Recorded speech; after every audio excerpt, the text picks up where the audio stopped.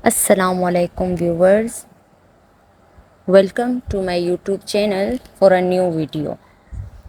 आज का हमारा टॉपिक है लव्स फिलोसफी। ये एक रोमांटिक पोयम है जिसे लिखा है पीबी शेले ने। ठीक है, तो इस पोयम को हम लोग लाइन टू लाइन एक्सप्लेन करेंगे, इसके बाद इसके थीम्स को देखेंगे और जो लिटरेरी डिवाइसेस यूज़ हुए हैं उसे भी हम लोग देखते हैं। तो चलो गाइस बढ़ते हैं अपने टॉपिक की तरफ। सबसे पहले इस पोएम का इंट्रो देखते हैं, पोएट का इंट्रो देखते हैं। ठीक है, पीबी शेले का। पीबी शेले जो हैं उनकी जो पैदाइश है वो 4 अगस्त 1792 में हुई है और उनकी डेथ हुई है 8 जुलाई 1822 में। उन्हें एक रोमांटिक पोएट कंसिडर किया जाता है। रोमांटिक पोएट इसलिए कंसिडर किया जाता है क्योंकि वो हमेशा लव के बारे में लिखते हैं, नेचर के बारे में लिखते हैं और नेचर की खूबसूरती को बयान करते हैं। पीबी शेले के आप जितने भी वर्क्स देखेंगे उसमें आपको नेचर का थीम नज़र आएगा या लव का थीम नज़र आएगा, तो इसलिए इसको हम लोग कहते हैं रोमांटिक पोएट। और इसके अलावा इसने बहुत सारे वर्क्स लिखे हैं, जैसे ओज़मैंडियस है, ये इसका एक बहुत ही फेमस वर्क है। Ode to the west wind है, टू अ स्काई लार्क, ये इसके कुछ फेमस वर्क हैं जिसकी वजह से वो जाने जाते हैं। ये जो इसका वर्क है लव्स फिलोसफी, ये पोएम इसने पब्लिश किया 1819 में। ये 16 लाइन की 16 लाइन्स का पोएम है जिसमें 2 ऑक्टेव्स हैं। 2 स्टैंजा नहीं है बल्कि 2 ऑक्टेव्स हैं। ऑक्टेव्स किसे कहते हैं? 8 लाइन के स्टैंजा को कहते हैं। ठीक है, तो हम लोग ये कहते हैं यहाँ पे 2 स्टैंजा हैं लेकिन वो भी ऑक्टेव्स हैं, मतलब 8 लाइन का एक स्टैंजा है। इसी तरह इसकी राइमिंग स्कीम की बात करें, एक इस ऑक्टेव की अगर राइमिंग स्कीम की बात करें तो वो ए बी सी डी है और इसमें कोई फुल स्टॉप यूज़ नहीं हुआ है। अब क्यों यूज़ नहीं हुआ है? क्योंकि जो पोएट है वो ये कहना चाहता है कि जो लव है, लव डज नॉट स्टॉप, मतलब जो प्यार है वो कभी नहीं रुकता है, तो इसलिए इसने इस पोएम में कोई फुल स्टॉप वगैरह यूज़ नहीं किया है। आप जब इस पोएम को देखेंगे तो आपको अंदाज़ा हो जाएगा उसके स्ट्रक्चर से कि पोएट ने कोई भी फुल स्टॉप यूज़ नहीं किया है। तो चलो व्यूअर्स बढ़ते हैं पहले ऑक्टेव की तरफ। जो पहला ऑक्टेव है वो है the mountains mingle with the river and the reverse with the ocean, the winds of haven mix for ever with the sweet emotion, nothing in the world is single, all things by Allah divine, in one spirit meet and mingle, why not I with thine। ठीक है, यहाँ पे poet ये कह रहा है the fountain mingle. Fountain कहते हैं जो वाटरफॉल होती है या बारिश का पानी होता है या कोई भी जो वाटरफॉल होता है उसको हम लोग कहते हैं फाउंटेन।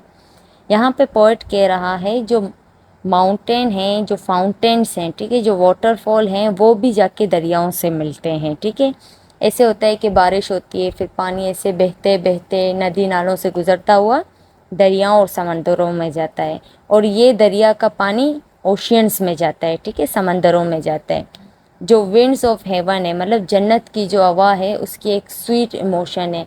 हम देखते हैं जो हवा हमारे आसपास है वो भी हर एक चीज़ से मिक्स होती हुई हमें नज़र आती है। ठीक है, वो भी जो जन्नत की हवा है या जो फ्रेश एयर है वो हर एक चीज़ के साथ मिक्स हो जाती है। इस दुनिया में कोई भी ऐसी चीज़ नहीं है जो सिंगल है। पोएट ये बताना चाह रहा है कि यहाँ पे कोई भी चीज़ सिंगल नहीं है, तमाम चीज़ एक डिवाइन लॉ के मुताबिक एक दूसरे से जुड़े हुए हैं। ठीक है, अब डिवाइन लॉ के मुताबिक कैसे कि कोई भी इंसान अकेले नहीं रह सकता, मरता अकेले है, पैदा भी अकेले होता है, लेकिन इस दुनिया में चलने के लिए उसे किसी न किसी सहारे की ज़रूरत ज़रूर होती है। तो इसलिए पोएट कहता है कि तमाम जो चीज़ें हैं वो एक दूसरे के साथ मिली हुई हैं, चाहे वो हवा को देख लो, चाहे फाउंटेन्स को देख लो, चाहे रिवर्स को देख लो, सारी चीज़ें एक दूसरे के साथ मिली हुई हैं और वो मिंगल हैं। मिंगल कहते हैं डबल चीज़ को। ठीक है, 2 मिली हुई चीज़ों को हम लोग मिंगल कहते हैं। फिर यहाँ पे पोएट क्वेश्चन करता है कि जब सारी चीज़ें एक दूसरे से कनेक्टेड हैं तो मैं और आप कनेक्टेड क्यों नहीं हैं, मैं आप सिंगल क्यों हैं, मैं आप मिंगल क्यों नहीं होते। तो यहाँ पे जो पोएट है वो एक क्वेश्चन कर रहा है। अब बढ़ते हैं सेकंड ऑक्टेव की तरफ। See the mountains kiss high heaven and the waves clasp one another. No sister flower would be forgiven if it disdained its brother. And the sunlight clasped the earth, and the moonbeams kissed the sea. What is all this sweet work worth if thou kiss not me? यहाँ पे poet एक बहुत ही romantic way में बता रहा है कि जो माउंटेन्स हैं वो भी जो आसमान है उसको छू रहा है, मतलब किस कर रहा है, मतलब छू रहा है। ठीक है, मतलब वो ये बताना चाह रहे हैं कि जो पहाड़ हैं, जब हम लोग उस पहाड़ों को देखते हैं हमें ऐसे लगता है कि वो भी हेवन के साथ, मतलब आसमान के साथ वो भी जुड़े हुए हैं, वो भी उसको छू रहे हैं। और जो वेव्स हैं, जो लहरें हैं, समंदर की लहरें, जितनी भी लहरें हैं वो भी एक दूसरे के साथ घुल मिल रही हैं। और यहाँ पे पोएट एक तरह का हम लोग ये भी कह सकते हैं कि बद्दुआ दे रहा है लड़कियों को, वो लड़कियां जो जिन्होंने किसी लड़के की मोहब्बत को रिजेक्ट किया होता है। ठीक है, यहाँ पे पोएट ये बता रहे हैं कि वो लड़की जिसने अपने किसी ब्रदर, मतलब किसी लड़के की मोहब्बत को रिजेक्ट किया है, उसे कभी भी माफ़ नहीं किया जा रहा है। हो सकता है जो पोएट है उसे भी किसी ने रिजेक्ट किया हो, तो वो उन चीज़ों को इनडायरेक्ट वे में लिख रहा है, या शायद वो अपनी महबूब के बारे में लिख रहा है, उसे एक कर्ज देने की कोशिश कर रहे हैं कि कोई भी लड़की है जिसने किसी का दिल दुखाया है या किसी लड़के का दिल दुखाया है, उसे कभी भी माफ़ नहीं किया जाएगा।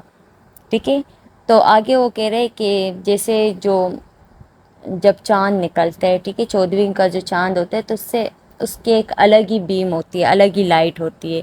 और वो लाइट जब समंदर पे पड़ती है तो हमें ऐसे लगता है कि वो दोनों भी एक दूसरे के साथ मुलाकात कर रहे हैं। ठीक है, तो जो मून है वो भी समंदर के साथ मिल रहा है, मतलब जितनी भी जो स्वीट स्वीट चीज़ें हैं वो एक दूसरे के साथ मिल रही हैं।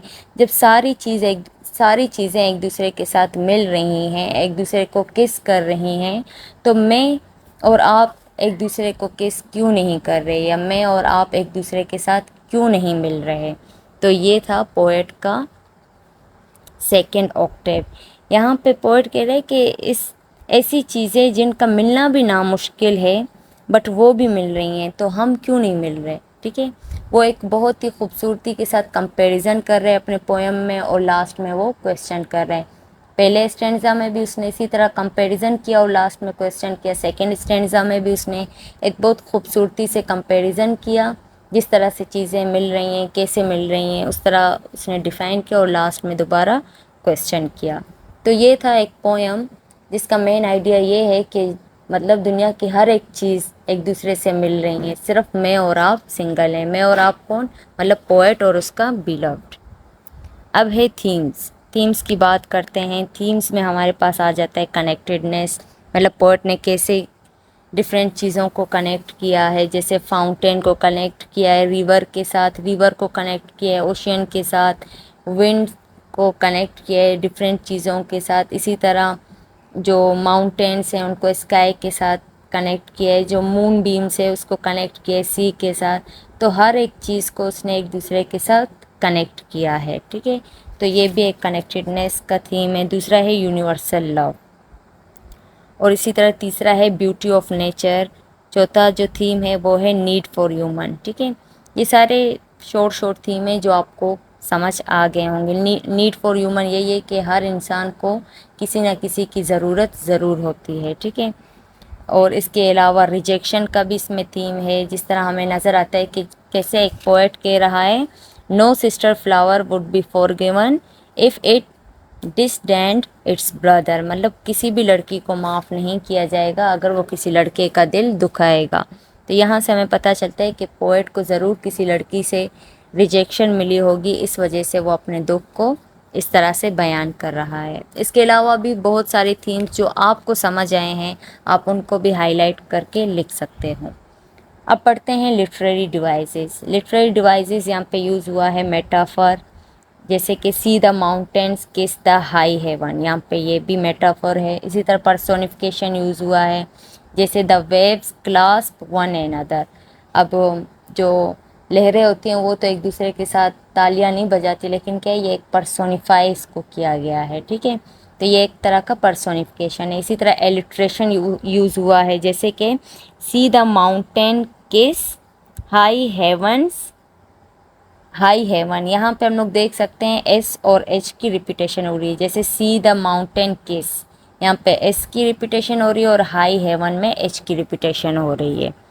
तो ये भी एक तरह का एलिट्रेशन है। इसके अलावा इमेजरी, जैसे माउंटेन है, फाउंटेन है, मून बीम है, इसी तरह बहुत सारी चीज़ें हैं जो यहाँ पे यूज़ हुए हैं, जिनको पढ़ के एक रीडर के माइंड में इमेज क्रिएट हो जाता है। तो इसी तरह के बहुत सारे इमेजरी यूज़ हुए हैं। रिपीटेशन यूज़ हुआ है, जैसे वाई नॉट आई विथ थाइन, यहाँ पे जो आई का वर्ड है उसने बहुत दफ़ा यूज़ किया है कि सब कुछ मिल रहा है, मैं और आप क्यों नहीं मिल रहे, और ये क्वेश्चन उसने 2 दफ़ा पूछा है, 2 दफ़ा रिपीट किया है। और इसके अलावा रेटोरिकल क्वेश्चंस भी हैं, ठीक है। जैसे वो कहते हैं कि what are all these kissings worth if thou kiss not me, मतलब इन तमाम चीज़ों के मिलने का क्या फ़ायदा जब मैं और आप ही नहीं मिल रहे हैं, ठीक है। ये एक तरह का क्वेश्चन है, और इसके अलावा बहुत सारे इस तरह के रेटोरिकल क्वेश्चंस यूज़ हुए हैं। और भी लिटरेरी डिवाइसेस अगर आप लोगों को नज़र आए हैं तो उनको भी आप लोग हाईलाइट करके लिख सकते हो। Thank you so much. ये था हमारा शॉर्ट पोएम।